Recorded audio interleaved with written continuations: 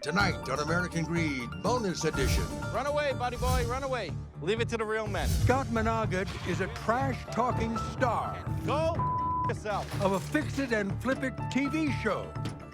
I love buying properties in this area. Rentals equal cash flow. Cash flow makes me very happy.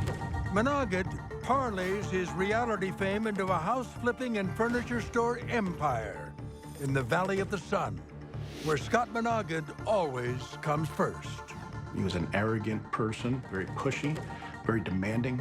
He was having a lot of fun, taking a lot of money, jetting around, living a high lifestyle, gambling in Vegas, flying over to Israel. He was enjoying himself.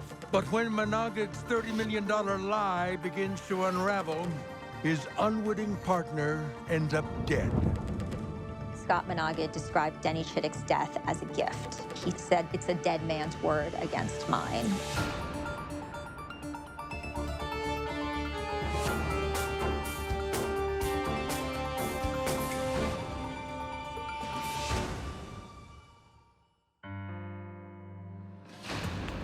Set in Phoenix, Arizona, Property Wars premieres on the Discovery Network in 2012. It's 51,000. Let's go. Jump it to 60. This is a strategy game. I'm going to do whatever it takes to defend my territory. Gas off. Off my property. This 30-episode series is a snapshot in time, capturing the aftermath of the financial crisis and a housing market in freefall. And driving neighbors crazy. Arguably, no other city got hit as hard as Phoenix. It was a really, really crazy time. It was scary. Doug Hopkins has been a fixture in the Phoenix area real estate market for more than 20 years.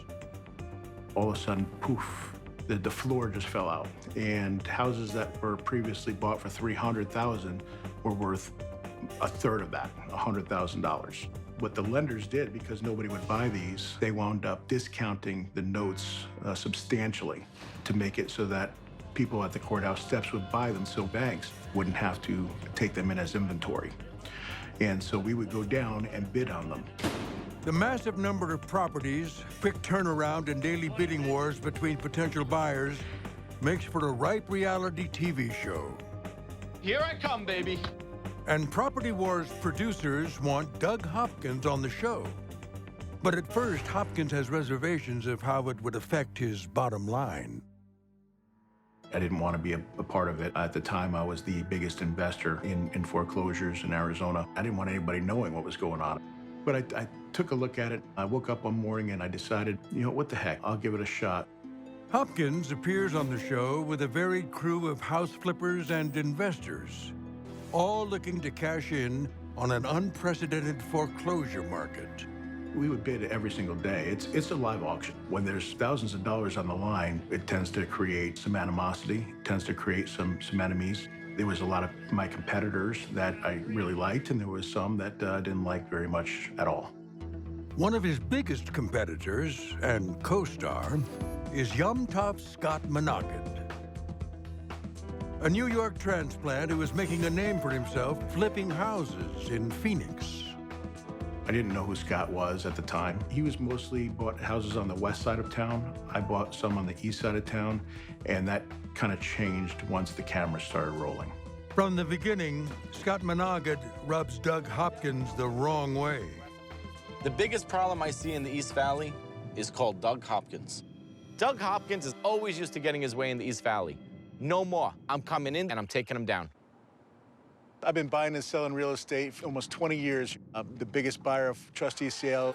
Though it may seem like a made-for-TV feud, Hopkins says the bad blood is real. Scott and I never got along. We were civil for the most part because we had to spend time together filming every day. No, he was not a person that I would call a friend. It was not a person I would hang out with. That was not a person I would go have a beer with. He was an arrogant person, very pushy, very demanding, didn't treat people very well. He thought everything was all about him. And the feeling appears to be mutual. Let him stay on his neck of the woods and I'll stay in mine and we're good to go. I'm not looking to go to dinner with the guy anytime soon. There was actually a couple of episodes that we almost came to blows. Bully people around. What bully? And that was real. Scott keeps pushing me up, and I'm way past my number. But there's no way I'm letting him walk away with this one. Go 300 more, 149. I hate losing this jackass. Forget it. I'm out. Timber! I really wanted this house today. And to lose to Scott, of all people, that weasel better watch his mouth.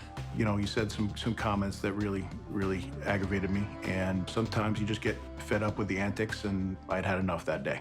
You're a freaking bully is what you are. You try to bully people around. What bully? You ain't gonna freaking bully What me around. bully? Oh, you're a Get off my property! Get the off my property. I ain't freaking leaving. It's very rare that I can get that worked up. I can get mad, but very, very rare. I haven't been in a fight since high school, and I was ready to go a couple times. And it's probably a good thing that some of the producers stepped in. Go get out of here. Get out of here. Jackass. Despite all of his on-screen antics, by 2014, Menaged's TV personality has helped him go from outsider to big-time Arizona real estate mogul. Scott Monaghan had a pretty good reputation, and he had a big reputation.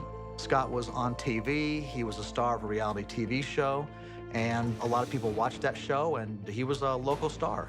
You know, Scott was always bragging about all the money that he was making up in Vegas. He would go up to Vegas and he would come back and he would describe duffel bags full of cash. I know he bought big fancy houses to live in.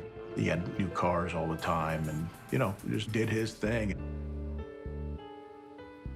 Before Menaged was an infamous, fast-talking man about town, he was born Yom Tov Scott Menaged to an Israeli-American family in New York.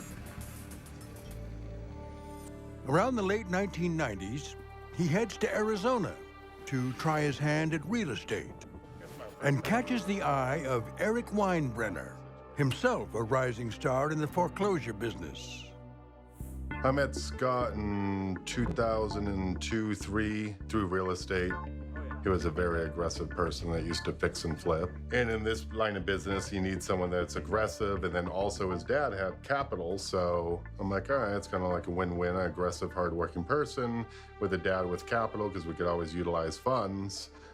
I decided to have him come into my office and, in a sense, partner up with him. He was a super aggressive person, and on average, we're buying 10, 12 houses a day. We're making great money in 2008, 9, 10, 11. According to Weinbrenner, he and Menaged are each clearing more than $1 million a year, and their profits are only growing. That's why the falling out that leads to the end of their business relationship is so odd. It all comes down to a $100 bet. Scott and I always worked well together and trusted him to a point, obviously over-embellished stories, things of that nature, but he said he was going to hike Camelback. Camelback Mountain is known as a strenuous and potentially dangerous climb, especially in desert heat that pushes over 100 degrees. And Weinbrenner thinks it's an easy bet. After all, Scott Monaghan's idea of exercise seems to be screaming into a phone. And I'm like, oh, okay, I bet you can't make it to the top. And he's like, oh, no, I can. I'm like, oh, all right, I'll bet you $100. So therefore, the next day, I said, oh, did you hike Camelback? And he goes, oh, yeah. I said, did you see my house down below? He goes, yeah, I saw it. It's beautiful up there. I'm handing him $100 and went on my way.